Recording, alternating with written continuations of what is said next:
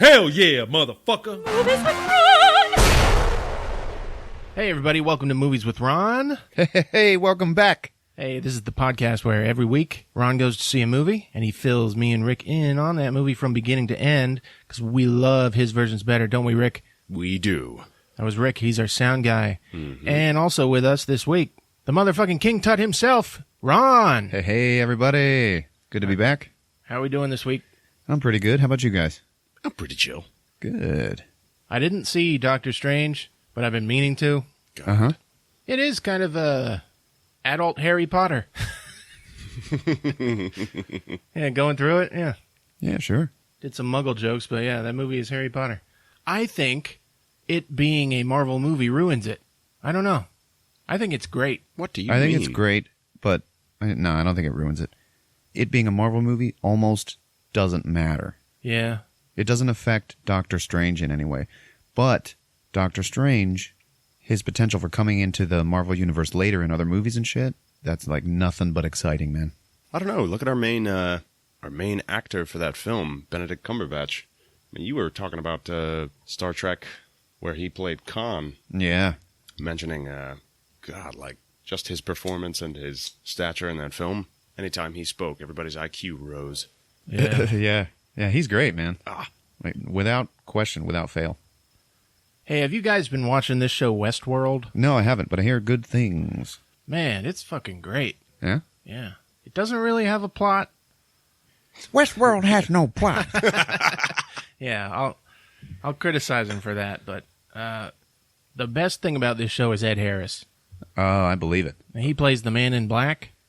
Yeah. And in the original, the Man in Black was Yul Brynner, who was a robot. Uh-huh. But in this one, he's a guy.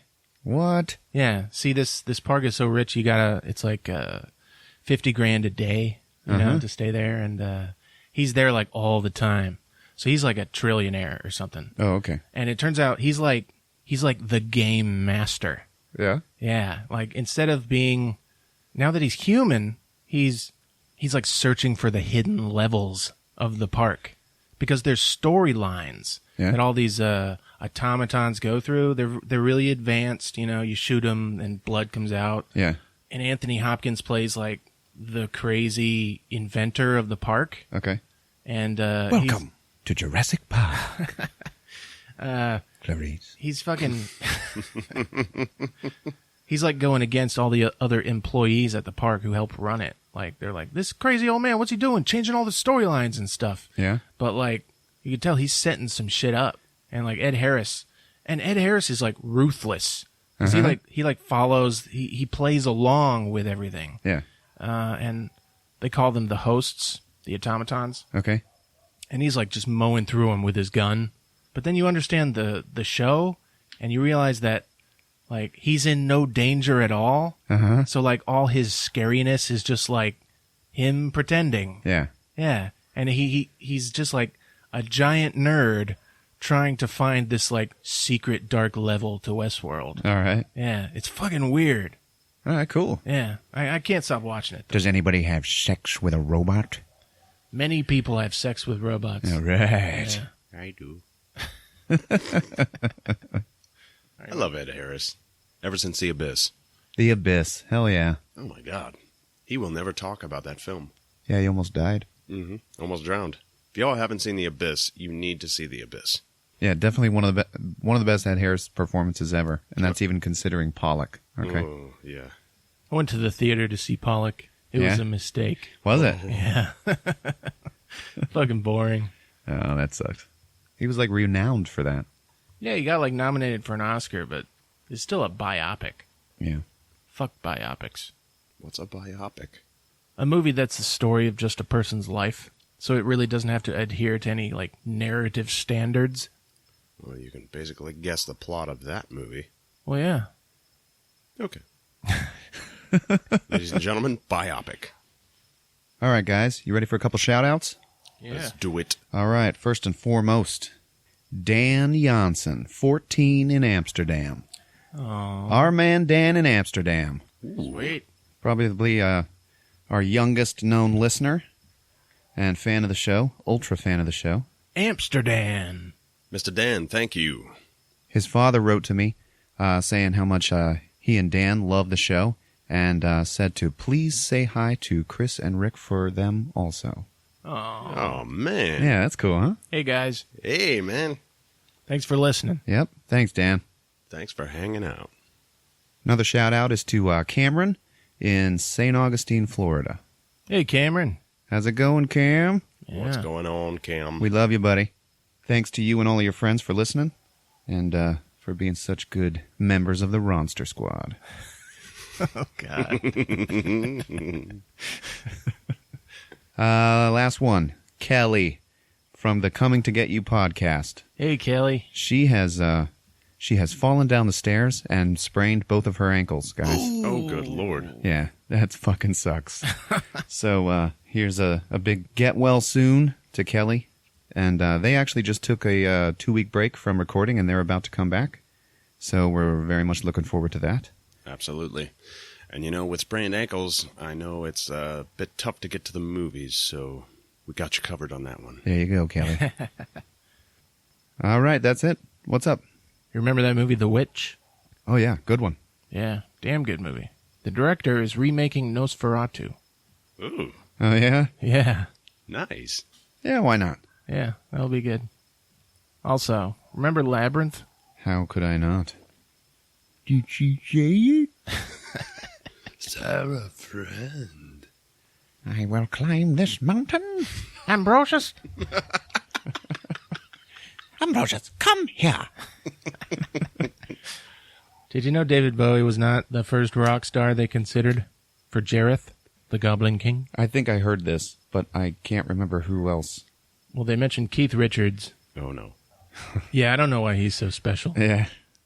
He's David Lee Roth, Uh-huh. Freddie Mercury, Ted Nugent, Sting, Rod Stewart, and Prince. Wow. Yeah, How different it would have been. yeah. I'm partial to David Lee Roth myself. Goblin King. Goblin King. Might as well jump, magic jump, magic jump. Wow. Saludo. Let us be brothers and fight for the right as one. Hey, check it out. There's one thing that I just found out. Remember the old movie Poltergeist? Mm-hmm. All right. There is this. You guys know about the little girl who played Carrie Ann. She ended up dying, okay, after they made that movie. A couple Yeah, of that years whole afterwards. movie has a curse on people, right? Yeah, that's what they say, okay? You know, she died later. The sister died. Somebody else might have died. I don't know if it was a cast member or anything. They did use real dead bodies and skeletons when they did the scene where the mom falls into the pool at the end, you know, which is Yeah. not a full pool. It's just a fucking muddy hole in the backyard, okay? And all the caskets come up out of the ground and they open up. Yeah. They say that they used real skeletons and shit for that. Now, here's the thing, okay? The thing about Carol Ann, her name was Heather O'Rourke. She died 2 years after the movie came out, okay? But what not a lot of people know is that the movie itself actually prophesied her death. It's fucking weird. Check this shit out. The scene with the little boy in his bedroom with the clown, Mm-hmm. okay? All the shots of him in his bedroom and shit, no one ever really looks at this, no one ever really sees it, but on his wall is a poster that just says Super Bowl 22. Yeah. Okay? Now, this movie was released in like 86, okay? Mm-hmm. Something like that. It was released before Super Bowl 22, okay? Super Bowl 22 had not happened, Oh, okay. even though there was a poster for it on his fucking wall, all right? Now, so this movie came out. It's clear as day if you're looking for it on his wall. So this movie comes out. Then, you know, everybody talks about the curse because Carol Ann dies on January 31st, 1988. That's when she died. Okay, guess what else happened on January 31st, 1988? Super Bowl 22. Oh, wow. Is that fucking weird? God. It's fucked up. That is fucked up, man. Yeah. Wasn't she in the sequels? Maybe we might need to cut this whole thing out. Hang on. Oh, shit. That movie came out in 82. Which is what significance? I just said it came out in 1986. Okay, here we go. Poltergeist came out in 1982. That is the movie in which the Super Bowl poster is in. Uh-huh. And then they made Poltergeist 2 in 1986. 2 years after that is when Heather O'Rourke died, and also Super Bowl 22 happened. Oh, wow. That's fucking weird. Huh. So why would they have a poster that far ahead? That's what I'm saying. That makes it even more creepy. That's the whole creepy factor of it. There's no reason whatsoever for that shit to be there. Because I'd figured they'd put that in the movie because they knew they were going to be releasing it 2 years later. That's what one would think. That's fucking weird. It's fucking 6 years difference. Yeah, what the hell's that? Sorry, Carol Ann. Can you hear us? Hey, there was a serial killer in... there was a serial killer in The Exorcist? He, played a cop or something. He, walked on to the set, and they cast it in. And he ended up getting arrested later on, and he had, 4 bodies in his apartment or something like that. No shit. Yeah, it's fucking weird. Wow. All right, let's lighten the mood a little bit. All right. Here's my recommendation this week. Okay. All right. My Blue Heaven from 1990. Hell yeah. Yeah. Great cast. Love that. Huh? Rick, you remember that movie? A little bit. You remember Steve Martin? I remember Steve Martin. That fucker should have gotten an award for this movie, man. Oh, yeah. All his movies, most of them, he's kind of boring Steve Martin. Right. And he's got his own version of comedy. But in this one, he put in the effort. Yeah, and he you can did. tell with the hair. Uh-huh. There was effort put into him. Great cast. He plays opposite Rick Moranis. Uh-huh. Yeah, as the FBI agent. Not for the first time either. Oh, yeah, Little Shop of Horrors. That's right. Yeah. You want to talk about some effort into hair? Yeah. Oh, mama. The only thing My Blue Heaven is missing is Bill Murray. Yeah. Let's see. Carol Kane. Do we know who she is? Yeah.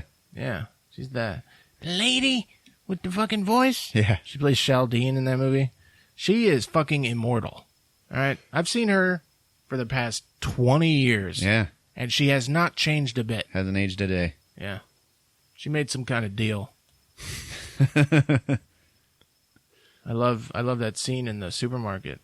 Steve Martin uses the best pickup line I've ever heard. He walks up to her. It's dangerous for you to be here in the frozen foods section.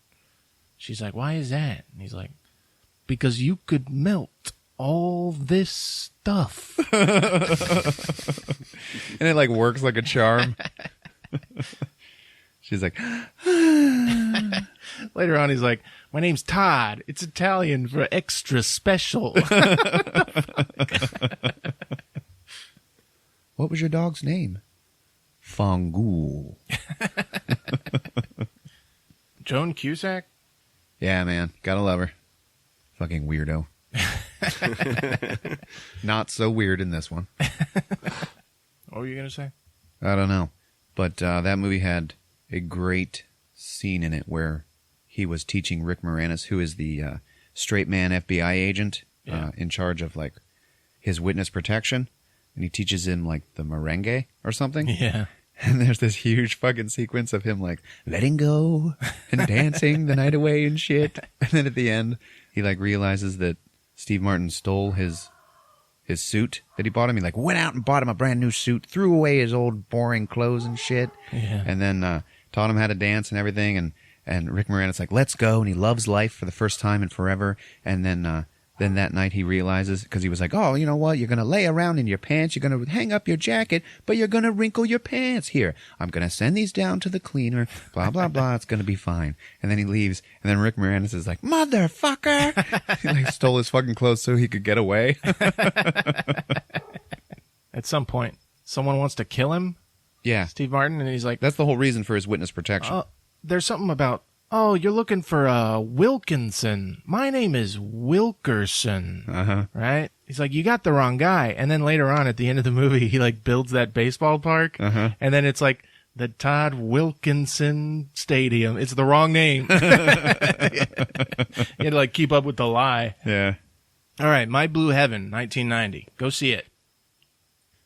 Ron, Yes? what'd you go see? I went to see Arrival. Oh, yeah? Yeah, man. I was trying to look it up. You know what I found a lot of? That Charlie Sheen movie called The Arrival. Remember that shit? It came out the same year as Independence Day. It's one of those like twin competing movies they come out with. But for some reason, I remember people really liking that movie. Yeah, it's like But it was dumb as fuck. it's like an underdog kind of cult movie. Yeah. It's special because the aliens have those inverted knees. Yeah. Like at the end, like you finally see like the chick that he's been running with the whole time turns out to be one of those aliens, and she like bounds away like a fucking Kangaroo. yeah. Boing, boing. Do you see any aliens in this one? You do. Oh, really? Yeah. All yeah, right, they're cool. pretty cool. They kind of keep them shrouded in mist a little bit, but yeah, you do get some pretty good shots of them. Pretty weird looking. Anything happen in the theater? Yeah. For the first time since we started this, now, you know, in that theater, like we said in the last episode, you got to pick your seats ahead of time. Okay? Yeah. Some assholes were in our seats. I got Heather with me. We walk up. I see from across the room that somebody is in our seats, and I was like, oh, shit. So I get over, and I'm like, hey, you guys are in our seats, you know. And I got my stub out to show them and stuff. Because that's usually what happens. You know, I've seen it happen to other people. Like, oh, well, he's like, and then he like starts getting up and he starts pulling out his ticket. And I'm like showing him mine. And I'm like, well, yeah, what does yours say? Do you have the right row or something like that? And then he like looks at his ticket and then he goes, oh, they gave us duplicate tickets. And then he puts his ticket down like back in his pocket. And I was like, yeah. And he goes, yeah, it's fine. Though we'll just, they gave it. I was like, wait a minute. Then I'm looking at Heather. I'm like, then why is he getting up? They're getting up to leave. And I was like, wait, what did you say you had, man? Because like the movie was starting and shit. You know, previews were starting. You didn't want to just let him get up and go. You had to pursue it. Yeah. It's like this isn't computing. If it was me, I'd be like, yo, Dad, nope. My stub says this sheet. I'm sorry about your luck. Okay. But he was like, oh, they gave us duplicate tickets, so I guess you win. That's what he said, right? Basically. And I was like, what did you say, man? And he goes, well, they gave us duplicate tickets. He's got a date with him, and he's like, come on, babe.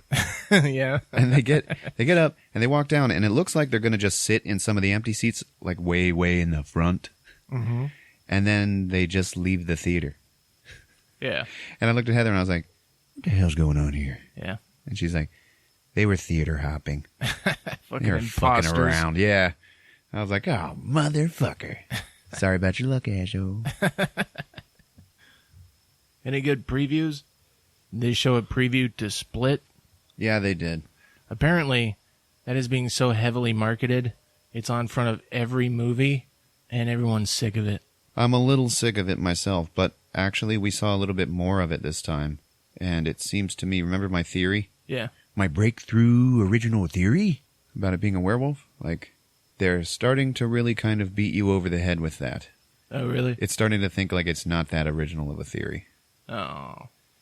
Okay, so, yeah, pretty much same old stuff. There was a preview to Office Christmas Party. A big long one. Looked funny. Yeah. Okay.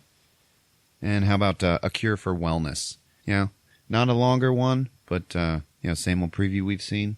But it looks all fucking strange. I do want to see that. Yeah. Did you explain that on one of the episodes? I don't think so.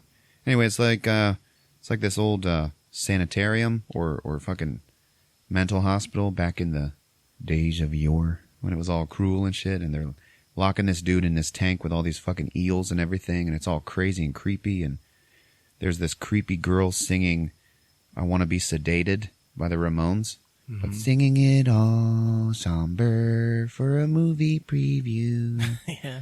It's fucking weird. Looks pretty cool. That's pretty much it. They showed others, but nothing new. Well, all right. Shall we get to it? Yeah. All right. So we see 4 logos. Shit. Yeah, it was ridiculous. Fucking 4 of them. All animated logos. Took 2-3 seconds each. And then afterwards, we see them all in print again. And then the movie just begins. There's like almost no other beginning credits. All right. So it begins with a voiceover of Amy Adams. You like Amy Adams? Yeah, she's great. Yeah, I like her too. And she's talking, and she's like, this whole time I thought this was the beginning of your story, blah, blah, blah. And it shows her with a baby, and she's obviously narrating for the sake of the baby. She's talking to it. And she's like, you were the greatest thing that ever happened to me, and blah, blah, blah, motherhood stuff. And then we see her, holding this baby, and then later on, the kid is 6 years old, they're running around playing and shit, and you see Amy Adams with a wedding ring, and then time passes even more, and happy times turn into sad times when we learn from the doctor, like, they're at the doctor's office, the doctor's like feeling the girl's throat and stuff, and then the next scene is that little girl, she's like a teenager, and she's in bed, bald, and dead. Oh. Yeah, it's like very, very sad. So the voiceover is like, I'm not so sure I believe in beginnings and endings anymore. Like the day they arrived. And then it's like the movie just begins, okay? It's not a whole lot of walking, Yeah. Starts right off with aliens landing. Cool. Okay, and she is a linguistics professor at some big university. And she's walking into, her one of those big college classrooms where it's fucking gigantic. And there's only like 4 or 5 people in it. Everybody else is gone. Everybody else is like outside, like looking at TVs and shit like that. She doesn't really understand what's going on. And all the students' phones start beeping and ringing and stuff, and they're all looking at their phones, and they're looking at her like all weird, and she's like, something you guys want to share with me? What's going on? And they're like, can you turn it to a news channel?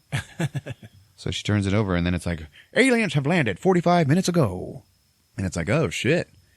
And they're like, they're touching down all over the world. So they close down the school. Everybody has to leave. People are panicking and shit, and she just goes home. And she's like talking to her mother on the phone, and her mom's like, yeah, well, if they're peaceful, why would they send 12? Why would they send 12 ships if they're so peaceful? Why not just one? And she's like, yeah, I really don't know, Mom. I'm sorry. But you know what? No, I'm not freaking out, so you shouldn't either. And the news is like, these objects, they're 1,500 feet tall, and what they look like is they just look like big black pills. Yeah. Okay? Floating in the air. And they're floating vertically. Yeah. Okay? And they're only like maybe 50 feet off the ground. So she falls asleep to the news footage, and the next day, she just goes to work anyway, and there is no one there. So it's like, oh, okay, that's her life. It's all she has to hold on to after her daughter died. This is what she like devoted herself to. Yeah. She's like trying to hang on to something.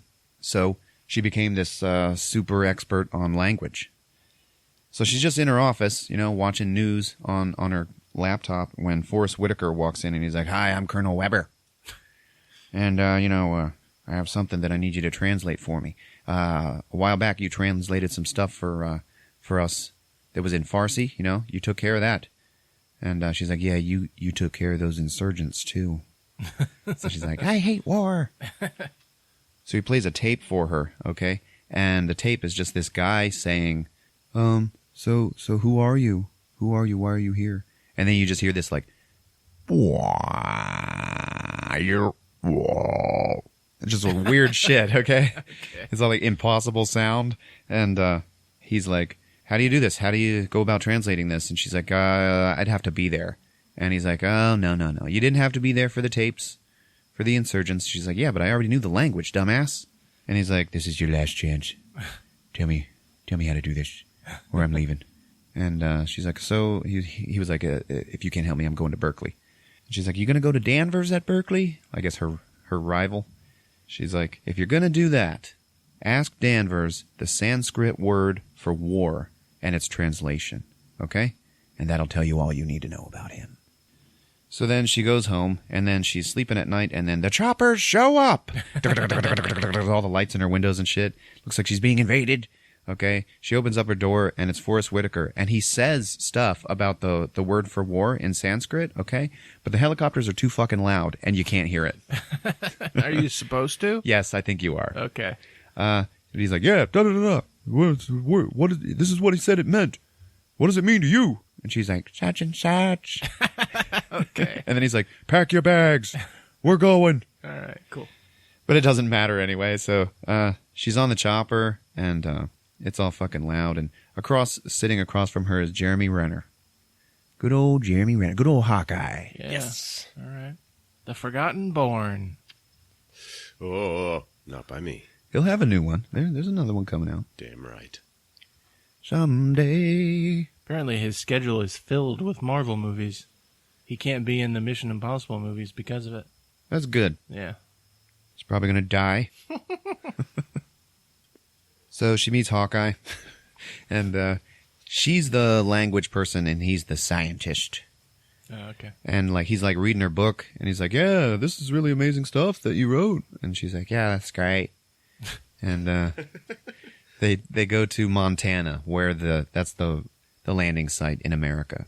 So there's like a mobile base, set up outside of the ship, and then they got to go and meet the military doctor, and he's got to like give them fucking injections and shit. And then he's like, "Are you pregnant?"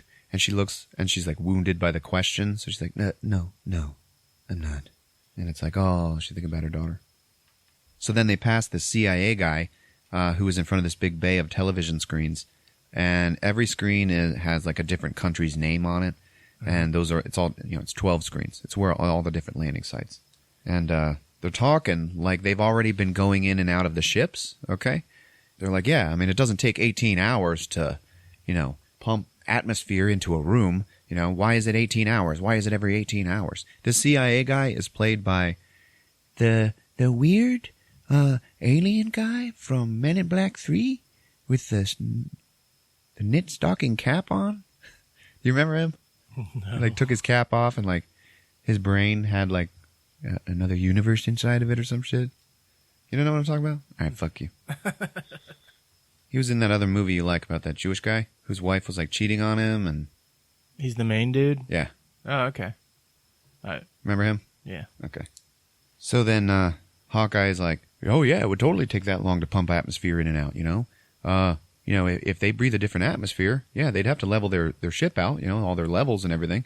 And the CIA guy is like, are you saying that they could suffocate us if they wanted to? And he's like, well, I guess. So then it cuts to them heading out to the UFO in these biosuits. We find out that every 18 hours, there's a door that opens on the bottom of the ship. Okay? Uh-huh. So they're in these suits. It's Hawkeye and Amy Adams and then Forrest Whitaker and then a couple of other soldiers. And they get into like a scissor lift, and then it just lifts them up to the door, and then the door opens up, and they're touching the bottom of the ship and everything, and it's weird looking. And then the lift goes up inside of it, and obviously the lift can only go so far. But once it stops, they kind of bounce off of it, like gravity is less in there. Like they're almost weightless. And then one of the guys pulls out a fucking glow stick, cracks it, shakes it, and then throws it upwards. It flies up into the air like he just threw it upwards, and then it hits the wall and stays there like there's gravity to the wall. It like falls onto the wall. It's fucking weird, up above them. Oh. So then what they have to do is they have to jump upwards and then land on the wall next to them. Okay? They all have to do this. It's fucking weird. It's like the aliens have like, they can control gravity in the ship. Okay. So then it's just a vertical hallway that they are now walking up like it's normal. That actor's name was Michael Stuhlbarg. All right. A Serious Man. Good movie. So then it shows them walk into the room where they have all the contact with the aliens. And of course, because they're still playing around with gravity for the movie, we see them walk in on the ceiling. Okay? Yeah. And then it just cuts to their perspective like they're on the floor. There was like kind of no reason for that shit. Anyway, inside the room, they set down all their supplies and stuff, and they set down a cage with a parakeet in it so they can tell if they're going to be suffocated. It's like an old trick that like miners used to do. Yeah. The bird dies, you're going to die soon, so get the hell out. Mm-hmm. So then Amy Adams looks at Forrest Whitaker and she's like, so what now? And he's like, they arrive. So in front of them is this big barrier. It's like a window. And on the other side of it is just all this fog. Okay, all this white fog. So they're in a black room in front of a window behind which is a lit room full of fog. Okay? Yeah. So it's very bright. They're looking at it, and then we start to hear this wow, wow, wow, wow, wow, wow, wow, wow, wow, wow, wow. Okay, fucking weird. Fucking reminded me of like those two weird aliens that would talk to each other on Sesame Street. Whoa, whoa, whoa, whoa. I don't fucking know. So then the aliens kind of walk up towards the glass, okay? They're still in the mist, but we can see that they look like giant fucking octopus things, okay? And they have like many legs. But they're walking on them. They almost look like giant hands that like just walking on their fingers, like on a desk or something. It's fucking weird. But they're shrouded in fog. We see them clearer later, but for now, that's it. So they're doing all this honking and beeping and shit, and you're just like, what the fuck? And then it just cuts to them already having left. Okay, we didn't see her first interaction with them. And they're going back into the base, and they're in the decontamination shower. And Amy Adams, they're all just showering their suits off, you know, in case there's radiation or whatever. And she looks at Forrest Whitaker, and she's like, am I fired? Like she fucked up. And he goes, no, you did better than the last guy. And she's like, that does not make me feel better. And then it shows a bunch of news footage, and everything around the world is tense as hell. There's riots happening and shit. The CIA guy is like, yeah, you know, he's talking to people. He's like, so how about at your site, you know? What have you learned? What have you learned? And the guy's like, we got nothing, man. So Forrest Whitaker's like, yeah, you got 18 hours to figure out what the hell you're going to say next. Well, why? What happens then? You're going back in. Every 18 hours, she has to go in here and talk to these fucking aliens with Jeremy Renner. So she's looking around, and she sees some shit written on a dry erase board, and she picks it up, and it cuts to them heading in again. And Forrest Whitaker's like, what the hell's that for? Because, like, he's the government guy, you know, he's the military dude. He's got to worry about her, like, stepping out, you know, going over his helmet and shit. Yeah. You went over my helmet? No, not exactly over, sir. More to the side. Keep firing, assholes. I knew it. Surrounded by assholes. So she's like, you know what? Learn it. I'm going to have to learn the language, so I'm going to have to, like, learn how they write. So this is how we're going to try this. And he's like, yeah, okay, I guess. So she's in there, and then she just writes the word human on the board, and she holds it up. She's like, human, I'm human. And she's pointing at herself and stuff. And once she says that and shows it to him, the aliens, there's two of them, okay, standing next to each other, and they kind of retreat back into the fog. And then all of a sudden they come even closer, and one of them like lifts one of his big tentacles up, and then it separates out into fingers, so it's got hands of its own, but they look like octopus hands. Okay, and then it just squirts a bunch of fucking weird ink smoke into the air, which then goes and collects on the glass in front of her in this weird circular symbol. Okay, with all these little curls and different shit. Just looks like a big weird Rorschach bullshit. So these aliens are heads with big tentacles? You don't see the heads yet. Okay. You just see the big bodies. Okay, you can tell that they are bigger than the window, so they probably got heads up higher. Oh, okay. But you don't really see them. And, you know, they're up in the fog. You end up kind of not really caring because you end up getting kind of invested in this journey that she takes everybody on, which is learning their written language. And then, you know, at one point, Forrest Whitaker is like, dude, seriously? You know, teach them how to read and write? You know, that seems like it's going to take longer than, you know, talking to him. She's like, oh, no, that's actually going to be a lot faster than just learning how to speak their shit. I can't even speak their language. It's like, wow, wow. Yeah. You know? And he's like, oh, okay. He's talking to her later. You know, they showed that symbol, and she's like, all right, we got something to go on, guys. They have a language. Here we go. Then it keeps cutting back and forth between her next session in there with them and then them back in the base. So they're back in the base, and he's like, you know, what do you got there? She's like, it's my vocabulary list for today. And he's like, these are all so basic words. You know, this is bullshit. We're never going to get to what we want to know. And then she writes on a board, and she's like, she writes the words, what is your purpose on Earth? She's like, this is the question you want answered, right? And he's like, yeah. And she's like, okay, well, first we have to know that they understand what a question is, you fucking dumbass. Yeah. And then we have to know if they know what purpose is. Purpose means intent, you know, shit like that, okay? We have to know that they know what your means and which your we mean. You know, there's the personal your, which is, what are you, Joe Alien, doing on Earth? Or what are your species doing on Earth? We got to understand all that shit. You got it? And he's like, yeah, okay. Just Stick to your list. Okay. And she's like, okay then. So they're back in there, and she's talking to him, trying anyway. And then she just like gets this moment, and she's like, you know what? Screw this. They need to see me. They need to see me. And she takes her suit off, and everybody's like, don't take your suit off. And she takes it off, and she just walks up to the window, Amy Adams, and she puts her hand on the glass. And then the alien kind of retreats back, gets a little closer, and then thum, puts its hand on the glass. And they're not like really touching each other or anything. They're kind of to the side, but it's obvious that her intention is clear, and that of the alien is as well. So she's like, oh, now that is a proper introduction. Like, she's making headway. So then Jeremy Renner walks up, and he's like, seriously? Holy shit, you're like doing it. And she's like, yeah, bitch. She's like, you want to introduce yourself? Because she had held up the sign that says, Amy. Yeah. I'm Amy.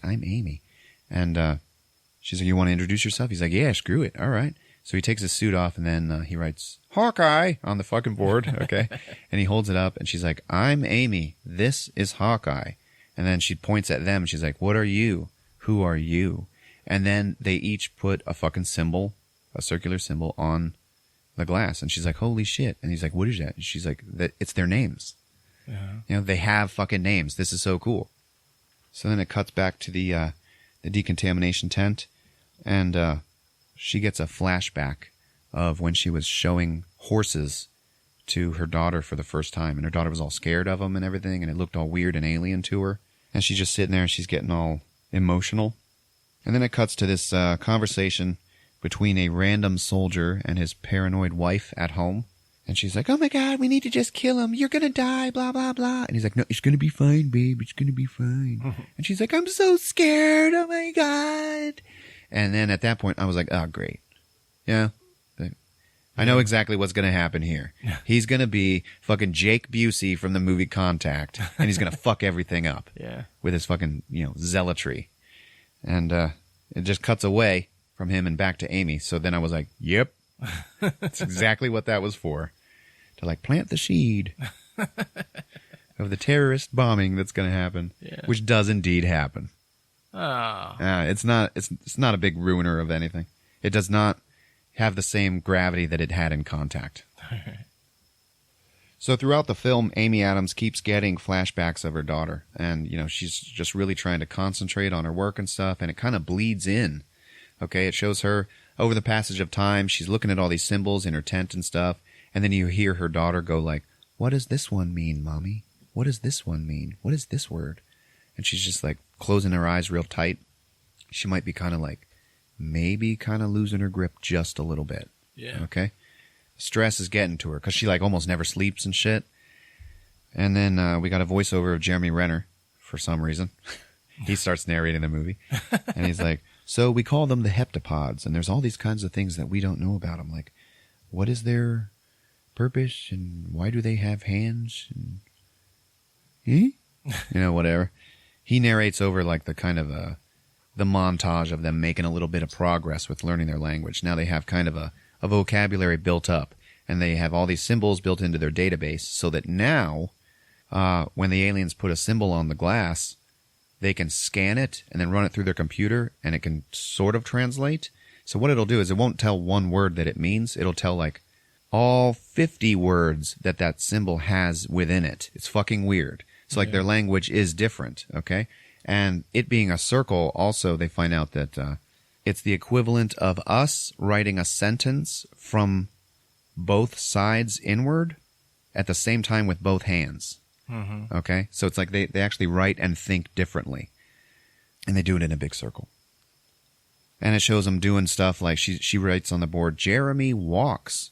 And it shows Jeremy Renner like walking in place. She's like teaching them like phonics and shit. And then we got a little meeting of Amy and Hawkeye outside. And they're talking. They like got away from it all for a minute. And he's like, yeah, this is just amazing. It's beautiful out here. She's like, yeah, it really is. And you can tell that they may be kind of like each other. And he's like, I got to tell you, I'm glad I have you here. You and me, we're the ones who are like helping the fucking planet with this shit. So I'm glad I have you. And she's like, yeah, me too. And then it keeps showing news footage of chaos and riots around the planet and shit. And there's this radio talk show host who's like, you know what we need to do? And guess who's listening to the show? That random soldier. Okay. And the guy's like, we need a show of force. We need a shot, right across the bow. We need to show them what's going. This fucking government, they're fucking around. And what they need to be doing is fucking, ruling this shit with an iron fist. And the kid is sitting there listening to it like, yeah. Okay,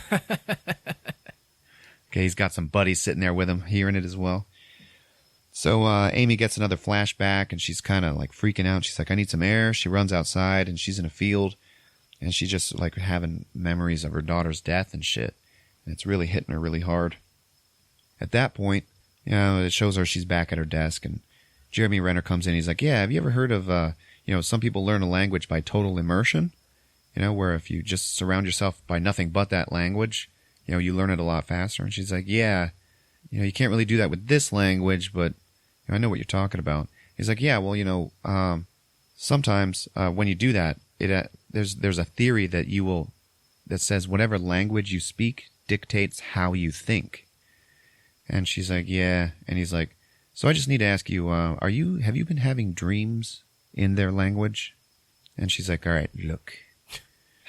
I have had a few dreams, okay, but that doesn't mean that I am unfit for this operation. I can continue my work. And she turns and looks over at him, and he's one of the aliens. So it's just like, yep, it's fucking with her. Yeah. Like that moment in Jurassic Park. Where Alan. Yeah. The guy's a fucking velociraptor on the plane with him. Yeah. And then, so Forrest Whitaker comes in. He's like, hey, do you speak Mandarin?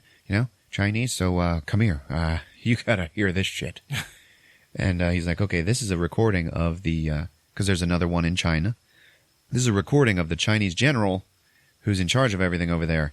And she's like listening to it, and she's like, yeah, talking about, he's saying that, they're getting upset, and they're discussing suits, and they're discussing flowers and stuff. And he's like, what? And she's like, yeah, suits and flowers. I don't know what that means. I don't know why he'd be saying that shit. And he's like, so, do you even speak this language? And she's like, yeah, oh, check it out. You know that game Mahjong? Those, like the suits and the flowers and everything, those are all tiles in Mahjong. I wonder if that is how they are speaking to their ship. And he's like, yeah? And she's like, yeah, that's a fucking problem. And he's like, why? Well, imagine that if instead of speaking English to them, I was just teaching them chess. Okay? And that's how I communicated with them. Now, what would that do? That is all about victory and defeat. Okay? Who's going to win this round? Who's going to win next round? Blah, blah, blah. Doesn't that mean trouble to you? And he's like, okay, yeah, totally. Yeah, that sucks. And he's like, you know what? That's it. We need to go ahead and we need to ask the big question now. Ready or not? So she goes in, and they are able now to, instead of writing words in English and showing it to them on a board, they can actually type in their sentence and create a circular symbol that they think means what they said. So then they put up a symbol that says, what is Heptapod's purpose on Earth? And then they put up a symbol, and she's fucking staring at it, and she's like, shit. And everybody's like, what does it mean? What does it mean? She's like, offer weapon. And then the world goes fucking crazy. Because it's all about weapons. It's not about peace. So since it comes out that the aliens are there talking about weapons and shit, the CIA guy sees that China and Russia and a whole bunch of other countries they're shutting down their screens, and they're going radio silent. They don't want to talk to anybody else anymore.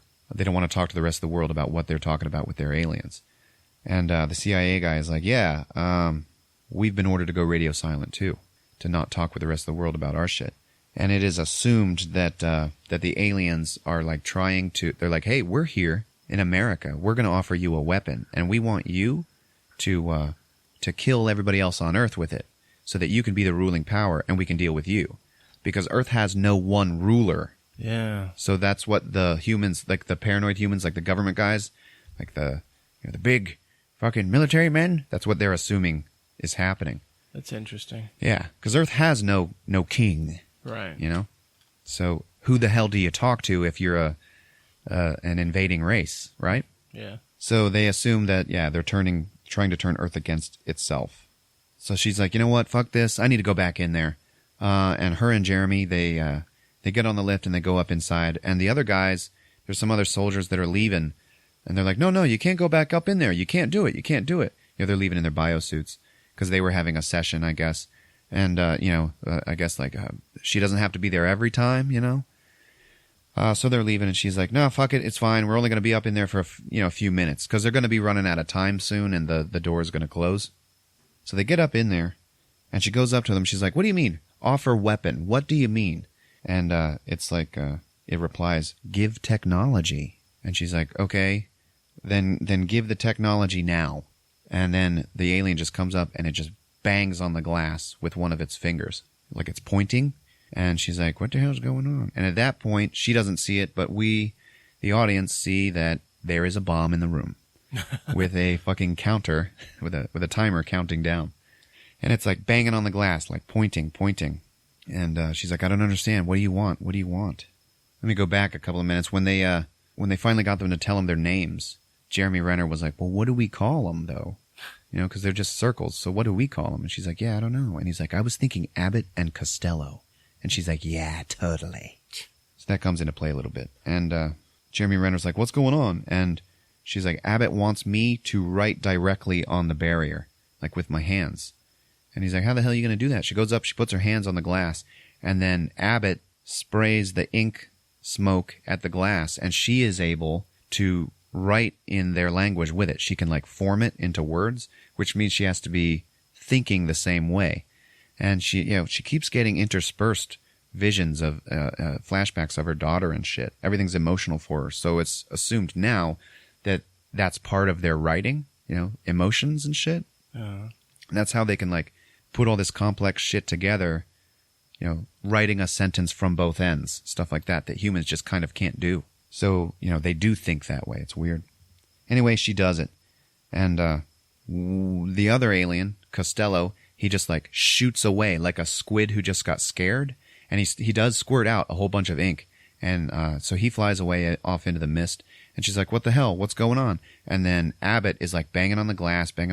And he takes all that smoke that the other one just sprayed out. And he just like forms it into thousands and thousands of little tiny circular symbols, like words in their language, but there's like thousands of them all over the glass instead of just one big one. Oh, jeez. Okay. At that point, Abbott changes gravity in the room. Okay. Because we see the timer is now about to hit 0. He changes gravity in the room so that Jeremy Renner and Amy Adams fall back out of the door, and they're falling down the fucking hallway towards the fucking ground outside. So as soon as they pass the door, he shuts the door, but just before it shuts, you see the fucking bomb go off. Boom! And there's all this fire and shit. So he fucking saved her life. The alien did. Oh, wow. He saw what was happening, and he fucking threw her out of the room and then closed it off. So they don't fall out of the ship. They just fall down into the hallway, and they, land on the side of the wall. Like that's the floor, okay? Mm-hmm. So they are okay, and then they leave. And they're in there, and they're having a big meeting with Forrest Whitaker and the CIA guy and everybody, and they're like, we need to fucking leave. This is bullshit. That what you just saw in there, that was a fucking attack. And Amy Adams is like, who the hell did that shit? And he's like, just some random soldier that was listening to a radio show. Him and his buddies, watching too many movies. They got into the ship? Yeah. Oh. And that was the team that was leaving when Jeremy and Amy went up inside. Okay. They had just gotten done planting that bomb. Which is really why they were saying, you can't go back up in there. Yeah. So they're having this meeting, and Forrest Whitaker's like, yeah, they are going to view that as an attack, so I've been ordered to be ready for retaliation, so I need to get all of you out of here. And she's like, no, man. They're not leaving, okay? They're obviously still out there. All right, now, as long as they stay, we need to stay. We need to tell them that wasn't our fault and shit like that. And then they hear this blah, and the room starts shaking and shit. And then they run outside, and they see that the ship, the big black pill, just raises half a mile into the air and stops. So it's essentially saying, you guys can't come in anymore. But that's it. It just raises half a mile up and then stops. Does not leave. And so she's like, see, they haven't left. This is fixable. It's okay. And then they find out that China is the first nation to declare war openly on the aliens. And they have General so-and-so has issued an ultimatum to the aliens. If they don't leave China, they face obliteration. So they're like, yep, it's only a matter of time until Russia and like the rest of the world fucking joins them and shit. So that's bad. And Amy Adams like passes out from exhaustion and stress. So she's sleeping. She wakes up and Jeremy Renner's there and he's like, hey, guess what? She's like, what? It's time for you to open that bottle you've been hiding. And she's like, you figured something out? And he's like, yeah. Because they've been looking and looking at all these thousands of fucking symbols and they've been like, it's going to take years to decipher all this shit. And he's like, well, I found one symbol that is repeated throughout it, and that's their symbol for time. Okay? Now, I got all this other shit. I started to think, how much of this is writing and how much of it is actually negative space. So then I ran it through the computer, and I made a 3D map of it. And it turns out that it's, like, not two-dimensional, okay? It's three-dimensional. And it looks like, and then he like connects them all with lines and shit, and it looks like some sort of molecule or whatever, or a blueprint rather. Yeah. And he's like, yeah, and it turns out that it's a fraction of a blueprint. It is 1/12 of a blueprint. So that's what all the other ships are there to do. They are there to give humanity this blueprint for something, for this weapon or this technology that they're there to offer. They're giving it to them in 12ths to force Earth to work together and communicate. All right. Either force them, or it already assumes that they can. It would assume that they are enlightened enough to work together. So it turns out that's the real struggle here, is humanity needing to work together. But China has just declared war on them. So now now we're in trouble. Then we got more flashbacks of her with her daughter, and her daughter's like, what's it called when two people, they both want something and they have to come together and they both get it, like they both make out in the end. They get what they need. And she's like, a compromise? She's like, no, something else. And then she's like, I don't know, this and that. She's like, no, something more scientific. And she's like, oh, I'm sorry. If you want science, you need to go call your dad. Because her and the dad, they had divorced and separated, okay? Mm-hmm. And she's like, all right, she's walking away. And then Amy's like, oh, a non-zero sum game. That's what you're talking about. She's like, oh, yeah, that's it. So Amy goes out to the ship, which is half a mile in the air, right? And it sends a little pod down for her to get inside. And everybody's like, what is she doing? Go, go, go. Okay, they can't get to her in time. She steps inside the pod, and it shoots back up into the ship. While it's going up, it starts filling with the fog that's on the other side of the room, okay? And she, like, can't breathe, and she's like, oh, God. But then she does start breathing it in. Like, she can breathe it, and it's obviously more labor-intensive. Mm-hmm. She does look a little panicked, okay? And it also makes the air move weird around her, like her hair looks like she's underwater and stuff. But then she's inside the ship, and now she's inside, in the fog with where the aliens fly around and shit. And then one of them comes up out of the fog to her, and she's looking up, and it's like super tall. And it looks like a hand that's walking on its fingers with a big giant ball on the top. Okay. That's the body. And then there's like a teeny tiny little ball way, way up in the fog.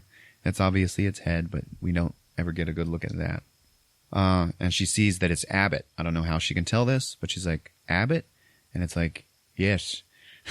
It just like makes the fucking symbols in the air towards her, and she can read them. She's like, where's Costello? And now we get translation. We get subtitles. Yeah. Because she can just read it, no problem now. And it says, she's like, where's Abbott? And it says, Abbott is death process. And she's like, oh my God, I'm so sorry.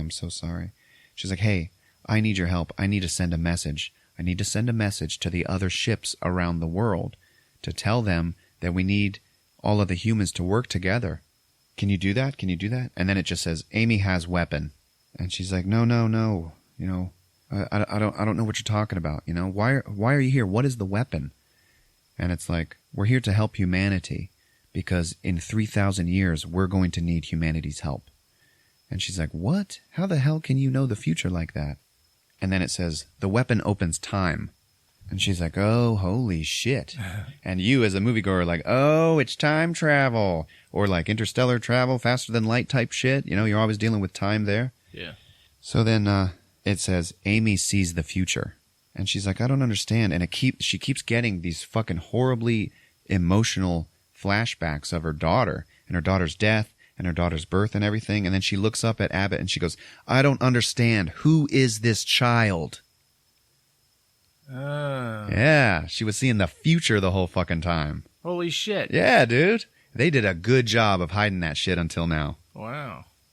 So then she gets another vision, and then the little girl is talking to mommy, and she's like, are you going to leave me like daddy did? And she's like, no, honey. And daddy didn't like leave you. He left me. Okay. And then she's like, the little girl's like, well, he doesn't look at me like he used to.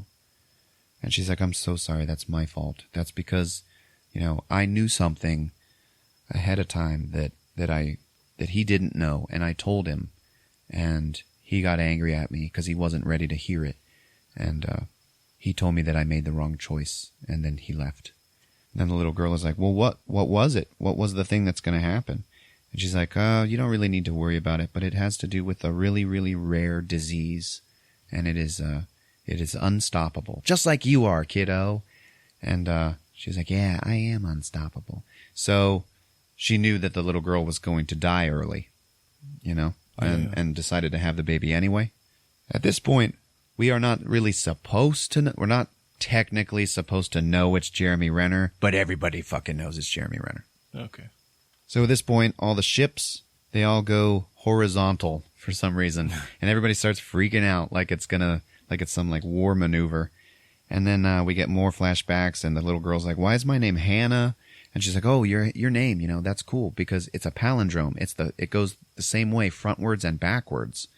And then you're like, oh shit, yeah, okay, that makes sense because she's all a linguist and everything. And now she named her daughter that because of the alien's language and shit. Mm-hmm. Writing a sentence from both ends. And then she gets a vision of the future where she's opening up a box and it's full of a bunch of copies of the book she's going to write called The Universal Language. And it's all about this fucking alien language, okay? And she's reading through it and she looks at the dedication page and it says to Hannah. And she's reading through it and she's like, wow, so boom, she knows the language. She can just fucking speak it now. And she's running to Forrest Whitaker and Jeremy Renner and she's like, no, that's it, you guys. The weapon, that's what it is. It's their language. Knowing their language, it makes time different to them. Okay, they don't experience time the way we do, and that's what they're trying to do for us. Like, we're going to be able to see the future, okay? Time is non-linear to them. Mm-hmm. Like, they exist outside of it, but they're still bound by death, and they're still bound by what's going to happen, but they can see it coming. And that's what the aliens were there to, like, give to them. And everybody's like, fuck it! There's no time for this shit. We gotta go. Mm-hmm. And they're trying to evacuate and everything. And then she gets a vision of this like gala that's happening, at the United Nations, and everything's all nice. There's nice music playing, and everybody's eating and drinking and shit. And there's all these flags hanging in of all the different nations and everything. And in the center is a big flag with one of the alien symbols on it. Yeah. Okay. And she turns around, and that Chinese general walks up to her and he's like, oh, hello. And she's like, oh, General so-and-so. And, she's in a nice dress and everything. And he's like, yeah, your president was saying that it's such an honor to have me here and everything. But I have to be honest with you. The only reason I'm here was to meet you. And she's like, oh, really? And he's like, yeah, you 18 months ago, you changed everything. You changed the world. And you did something that no one has ever been able to do. And she's like, well, what's that? And he's like, you changed my mind. Mm. And she's like, oh shit. And then it cuts back to her in real time. And she's like, oh God, what did I do? What did I do? And then it cuts back to her talking to the general. And he's like, yeah, when you called my private number. And she's like, I don't know your private number. And he's like, yeah, well, look here. And he pulls out his gold-plated cell phone. And he shows it to her. And he's like, yeah, see, this is your call right here. And then it shows her in real time. She goes and she steals a satellite phone while they're all trying to evacuate. And this guy is like, he's telling the CIA guy, hey, there's a satellite phone calling China right now. And then the CIA guy is like, what the fuck? Whose phone is it? And then the guy's like, it's yours. Find that phone. Find it. And they're running. They're trying to get her. Then we cut back to the vision of her talking to him. And he's like, yeah, what you said to me, it changed everything. And what you said to me was the dying words of my wife. Okay? That's how you got my attention. That's how you changed my mind. It's how I knew that you knew something. Okay? It's how I knew that you weren't just some asshole calling me. Because no one could have known those dying words but me. Mm-hmm. And she's like, okay. And he's like, and this is what you said to me. And he turns and he whispers it into her ear. And then at the same time, back in normal time, she's on the phone and you hear the guy like, and she just starts speaking Mandarin Chinese to him and is repeating all of the things that he was telling her in her ear at the party in 18 months. Yeah. So it's like a paradox. She could not have known that unless he told it to her, but he didn't tell it to her until 18 months from now. Mm-hmm. Okay? But that's how she saved the world. Okay? Well, it's like a double-ended sentence. Yeah, in a way. Exactly. Yeah. Yep, it's a circular thing. So after that, we get news footage of China has now they're standing down, and General so-and-so he's announced that everything's going to be fine, and we all need to work together. And that's what they were talking about with the non-zero sum game, is how they were like, well, we need everybody else's 12th of the blueprint, that's, we need to talk to everybody. That's why she went up to send the message and shit. And they were like, well, what are we going to give them in return? And they were like, we'll give them ours. That's the whole point. We need to work together. So the Chinese guy's like, we all need to work together. Everybody give their shit up. So we don't see the direct result of that. Other than the gala 18 months later, where apparently everything is fine. So everybody's working together and they're all sharing their information. And then we hear her voiceover, and it's the same voiceover that she had started in the beginning of the film. And she says, so Hannah, this is actually where your story begins. Remember in the beginning she was like, your story began when they arrived. Yeah. But it's actually when they left. She's like, the day they departed. And your story, even knowing where it leads, I welcome every moment of it. And then that's when we see all the visions and everything of their life together. And we see that Jeremy Renner is Hannah's father. And then in real time, she's looking at Jeremy Renner, and she says, if you could see your whole life from start to finish, would you change things? And he's like, I don't know. Maybe I would say more how I felt. That's probably what I would do. And then that's all intercut with scenes of them together later, dancing in her house on the water and stuff like that. Mm-hmm. And he looks at her and he's like, you know what? Doing all this shit with aliens, this shit was been like the best thing of my life. But what surprised me the most? It wasn't meeting them. It was meeting you. And she's like, oh. And she looks at him. And she looks at him like not quite surprised. It's weird. She did play this part really well. She looks at him like she does like him, she does love him, but she's not surprised by it at all. Yeah. Because she already knows it. Because she is so fluent in the language now, she sees her whole life ahead of her. So she has known all of this was going to happen. So then he grabs her into his arms and he's holding her for the very first time. And during that, she says out loud, I forgot how good it felt when you hold me. It's so fucking weird. And then it shows them off in the future, and they're dancing and holding each other. And then he looks at her and he's like, "You want to make a baby?" And then she's like, "Yes." And then it shows them back in our time, and they're just like holding hands and walking away together. And then that's the end of the movie, man. All right. And the ships had they had departed, but the way they did it was they just they went from horizontal and they were going to vertical, and instead of shooting away into the stars, they just turned into fog and then dissipated. It's fucking weird. So yeah, it got pretty existential and philosophical. It's pretty cool. Was not quite what you thought of when you saw the previews. I didn't know what to think of. Yeah, I agree. There wasn't any big scenes. Mm-hmm. Just that big shit with the hand on the wall.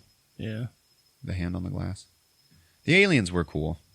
Seems like a pretty cool story. Yeah, it was good. So there you have it, folks. Arrival on Movies with Ron. Good job, man. Thanks. What do you think, Rick? Oh, my God. That is heavy. It is heavy. Walking out of the theater, I was like, Jesus. It's like a lot to absorb, but also not that big of a deal at the same time. What do you got? Well, yeah, it seems like it's more about her story. Uh-huh. So it tried to open up a universe, but that ended up not mattering. Correct. Yeah. And, like, probably not going to be a sequel. Oh, no. No. And I'm not, like, saying, everything should have a franchise. But, Yeah, no, this is definitely a standalone thing. yeah, but it definitely opens up a universe. And it's kind of like, oh, okay. Thanks for giving me blue balls, you know? Yeah, I hear you. About this shit that's supposed to happen. But I didn't see it, though. the other side of the coin is, like, this is like the beginning of where humanity ended up in Independence Day, the second one. Like, now we're all working together and we can do all this weird shit. Like, this is like how that starts. Yeah. So basically, humanity is all now going to be able to see the future. So did they really do us any favors? Was Jeremy Renner learning the language? Like, alongside her, yeah, but she was definitely the pro. He was using, like, mathematics. That's how he was able to do his little diagram on the computer and shit. Applied his own science to it. Figured out that it was a blueprint. So it took them both to get that info. That just seems like, what was the point of... What's the point of the whole thing? Death process. Yeah, that's what it said. It said, Costello is death process. Because remember, they're still fucking aliens. Okay? Yeah. And that was the whole thing when she said, it says offer weapon. And they were like, they're talking about weapons. And she's like, yeah, but we don't even know if they know the difference between a weapon and a tool. You know, those are two separate words, but they can actually be the same thing sometimes. Yeah. So, and it turned out to be correct. This is all kind of sad. It was a little sad in the end. Like I said, I walked out like kind of heavy-hearted. But I felt like, man, I should not feel this way. This movie did not matter that much.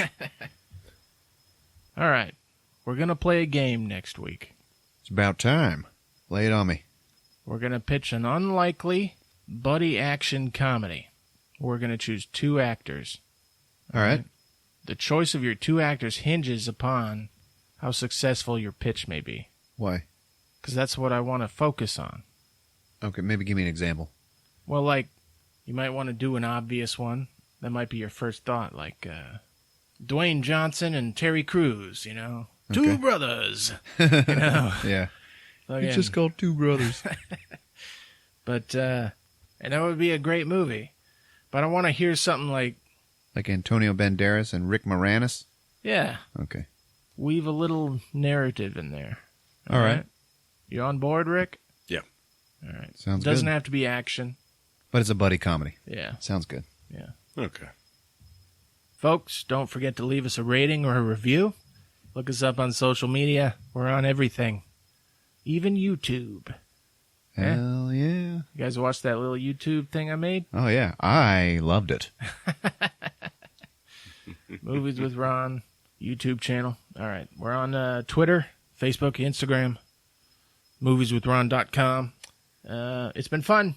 All right. Love you guys. Adios. Movies with Ron.